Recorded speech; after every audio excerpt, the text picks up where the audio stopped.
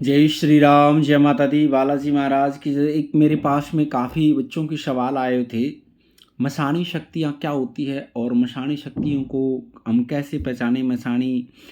इनको भोग कैसे दिया जाता है? मसाणी शक्तियाँ होती कैसी हैं? किस तरीके से चलानी चाहिए? बहुत सारे लोग जो दरबार चलाते हैं वो आपको पूरी तरीके से ज्ञान नहीं देते, जानकारी नहीं देते। हम दरबार में किस तरीके का भोग लगाते हैं और मसाणी शक्ति चलाने वालों से या आप अघोर शक्ति चलाने वालों से, तांत्रिकों से हमने बचना कैसे चाहिए, उनको पहचानना कैसे चाहिए, इस वीडियो में आपको पूरी जानकारी मिल जाएगी। आपको उनको पहचानना कैसे, मसाणी का मतलब क्या होता है? जो शक्ति मांस पर चलती है, मदिरा पर चलती है, उनको मशाणियाँ बोला जाता है। ज़्यादातर लोग मशाणी शक्तियों को तामसिक भोग पर चलाते हैं।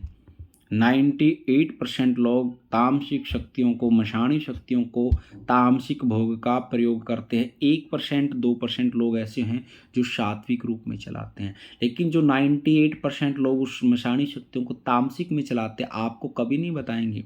वो आपके साथ आपको कहेंगे कि हमारा दरबार वैष्णव है, लेकिन वो तामसिक शक्तियों का प्रयोग कर करके आपको आपको भी बर्बाद करना चाहते हैं। इसलिए शक्ति को आप जिस रूप में पूजना चाहोगे, शक्ति उसी ही रूप में आपका साथ देगी। यदि आप तामसिक भोग देकर के शक्ति को मनाना चाहते हो तो तामसिक में चलेगी। यदि आप सात्विक रूप में, वैष्णव रूप में चलाना चाहते हो तो वैष्णव रूप में चलेगी।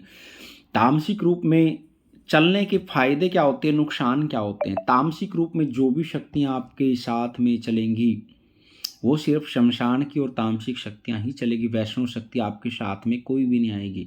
क्योंकि बहुत सारे लोग जो दरबार चलाते हैं, बहुत सारे भगत जो दरबार चलाते हैं, ये एक मिथ्या फैला रखी ऐसे ऐसे लोगों ने कि बाबा गोरख तामसिक शक्ति अघोर शक्ति है, तांत्रिक शेवड़े हैं, मशाणी शक्तियाँ जिसके पास चलती है, जो तामसिक भोग जलते हैं, उनके दरबार में कि बाबा गोरखनाथ जी की शक्ति आएगी, कतई नहीं आएगी।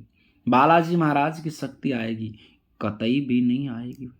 वो लोग सारी मिथ्या फैलाते हैं, सारी झूठ बोलते हैं। उनके दरबार में कभी सात्विक वैष्णव शक्तियाँ प्रवेश भी नहीं करती। जहाँ पर तामसिक प्रयोग होते हैं, मशानी शक्तियों का प्रयोग करते हैं या तामसिक प्रयोग में लेते हैं, वहाँ पर ऐसी कोई भी शक्ति प्रयोग नहीं करती। ना शक्ति आती, किसी भी तरह की शक्ति नहीं आती है।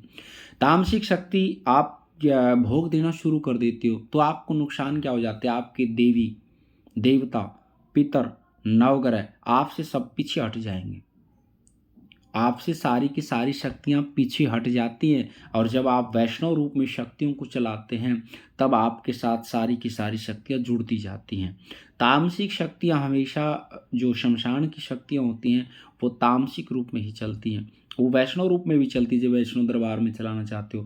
लेकिन ज़्यादातर जो लोग ये शमशानी के नाम से, मसाणी माताओं के नाम से दरबार चलते लगाते हैं, वो सारे लोग तामसिक प्रयोग करते हैं।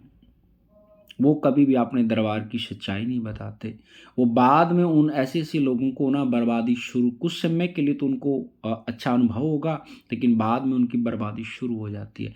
इसलिए कोई भी भगत के पास जाते हो, जिसके पास सच्चाई है, यदि आप तामसिक में चलाते हो तो बोल करके चलाओ कि हम तामसिक प्रयोग करते हैं भई, सात्विक वाला आना चाहे तो आ सकता है, नहीं तो कोई आवश्यकता नहीं है।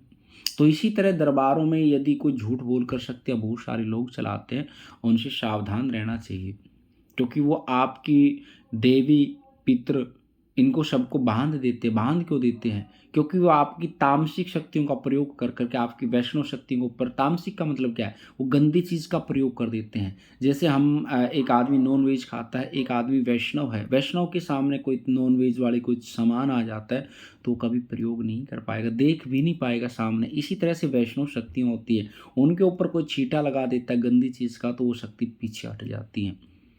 तो ये मसाणी शक्तियों का जो तामसिक प्रयोग होता है, इस तरह से करते हैं। बहुत सारे लोग आज अघोर के नाम से दरबार चलाते हैं। अघोर का मतलब क्या होता है? कोई वैदिक अघोरी बहुत ना के बराबर मिलते, कोई नहीं मिलेगा। वैदिक अघोरी का मतलब क्या होता है? जो वैष्णव अघोरी होते हैं, जो वेदों के द्वारा अघोर मंत्र, भगवान शिव ने जैसे हमारे रुद्राष्टाध्यायी के अंदर अघोर मंत्र होते हैं, उनकी साधना वैदिक रूप से बहुत कम लोग करते हैं। 0.5% भी नहीं मिलेंगे जो अघोरी होते हैं। ज़्यादातर जो लोग अघोरी हैं वो तामसिक होते हैं। इसलिए इन लोगों से आप लोगों की जैसे कुछ वैष्णव लोग जाते हैं, वो आपकी तंत्र के द्वारा आपकी शक्तियों को बाँध देते हैं, आपके देवी-देवताओं को बाँध देते हैं।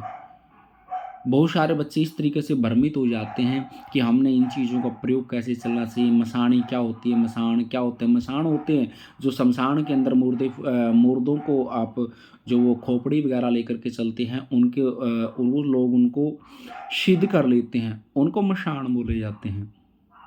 तो ऐसे कर्म के बहुत सारे लोग उनकी प्रभावित हो जाते हैं कि इनके पास में तो बहुत शक्तिशाली चीज़ें होती हैं।